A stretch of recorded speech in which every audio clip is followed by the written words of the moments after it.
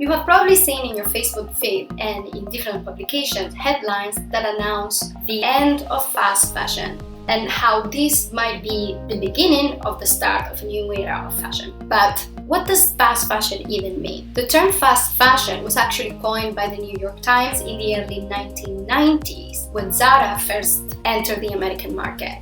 It was referring to the company's ambitions to reduce production timelines to 15 days from the time they design to the time a product is available on the store. Nowadays, we use the term fast fashion to refer to the activity of high street retailers whose aim is to produce cheaper and cheaper garments faster and faster. Due to the awareness we have nowadays of the negative consequences that this particular business model has on the environment, the term fast fashion has come to have a negative connotation. But how did we get to this point? Let's see.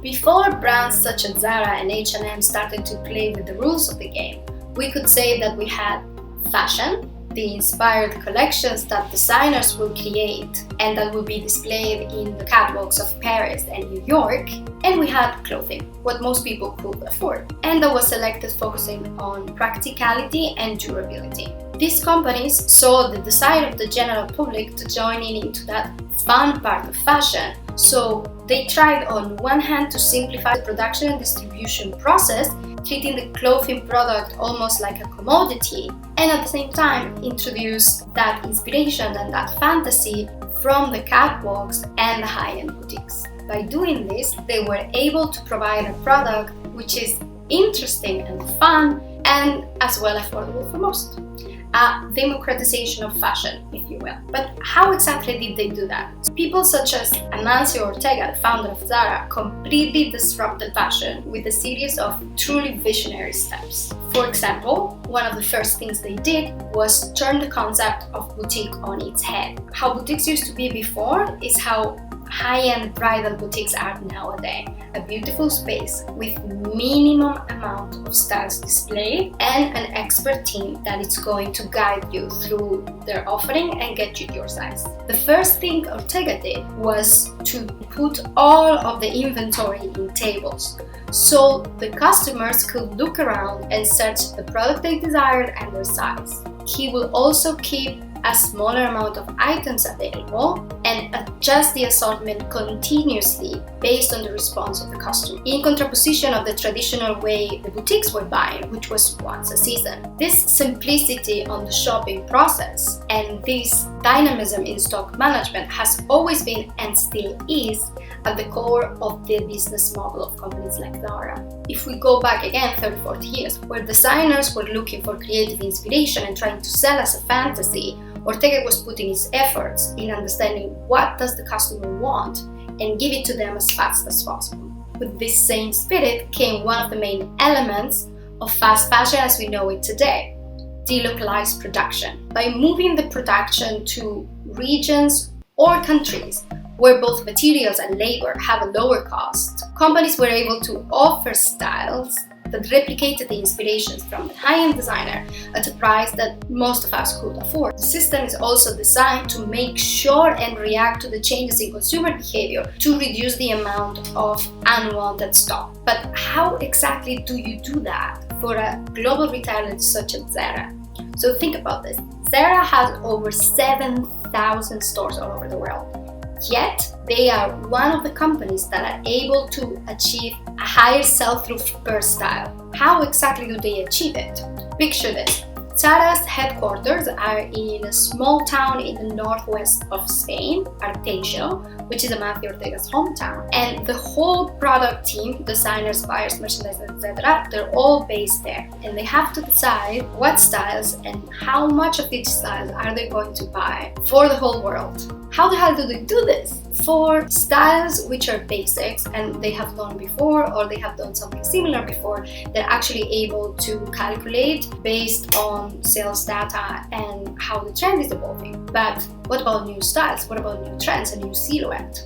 To oversimplify this, let's say that they have a two-step production network. They have proximity production hubs So since they're based in Spain, this will be either locally in Spain, or you have Portugal, Morocco, or Turkey, where they can produce smaller quantities with a little bit higher price.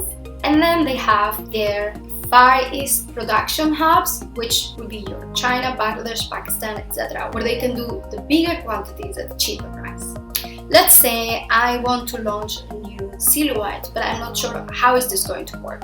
So what they will do, they will send the instructions for this new style both to the factories in proximity and in Far East. But they will start the production, a small sample of this production, in their proximity hubs. They will then launch the collection to what they call trial stores. These trial stores have been selected because the behavior of the customer in these stores tends to replicate the overall behavior of the country or the region. So they launch this collection in the trial store, they give it a prime spot within the store, and they very closely observe the reception that the customer has to this new collection. Based on that, and comparing to other data that they have from before, they calculate the exact number of items that they need for their whole global network. And they give these instructions to the Far East manufacturers that ideally by now have completed all the sampling process and will be ready to start production. These are only two examples of the many revolutionary steps that Zara and the other fast fashion pioneers have made to look for that immediacy and that flexibility in stock management. You have others, such as, for example, garment dyeing your basics to make sure that you tint them in the color the customer wants, having fully automated warehouses, or the different e-commerce and m-commerce applications. All actions can be aligned to that same principle of let's figure out what the customer wants and let's give it to them as fast as we can and at a price that they can afford. And up to that doesn't seem like such a bad idea, right?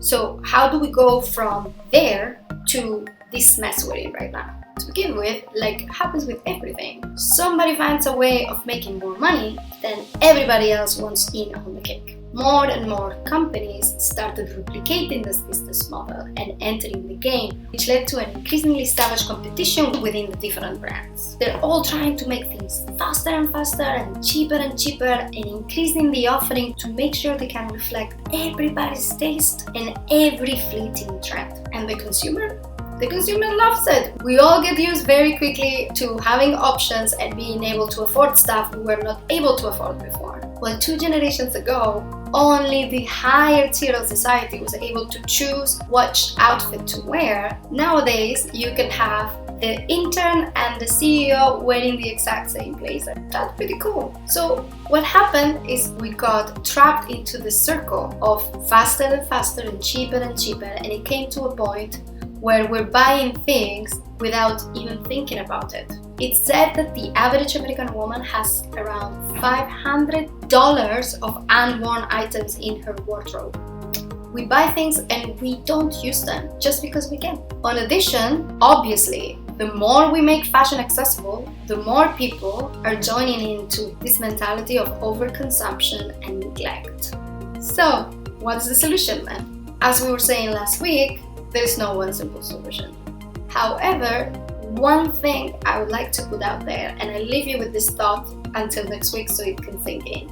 The road to sustainability in fashion, it's going to come by limiting on this choice, this freedom, this immediacy, these opportunities of growth that the fast fashion business model has built. I don't think the fashion industry needs to collapse. I do not wish for these retail giants to all go bankrupt. And from my point of view, anyone who desires that doesn't truly understand how microeconomy works. However, the way it operates down to what does it mean to sell fashion has to completely change. And at the same time, I do not think fashion needs to go back to being a privilege. Quite the opposite. I think we need to go down the road where it goes more and more democratic. But the way we consume and enjoy fashion fundamentally has to change.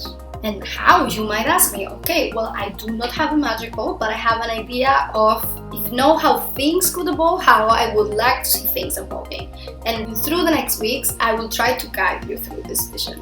We're going to start by analyzing the life cycle of the fashion product step by step, pointing out the different sustainability challenges that we find on each step, as well as some initiatives that can be taken, both from the brands and the consumer side, to counteract these negative effects. We will start with design, we'll continue with sourcing, manufacturing, distribution and logistics, packaging and marketing. We'll go to the physical store, e-commerce and m-commerce, and finally to the product end of life. If this sounds like something you would like to know more about, make sure to subscribe and turn on the notifications because we're going to be releasing a video every week. If you liked the video, give me a thumbs up. If it was super confusing, ask me anything you want in the comments, or you can reach out to me through any of our social media channels. Thank you so much for watching and see you next week. Bye!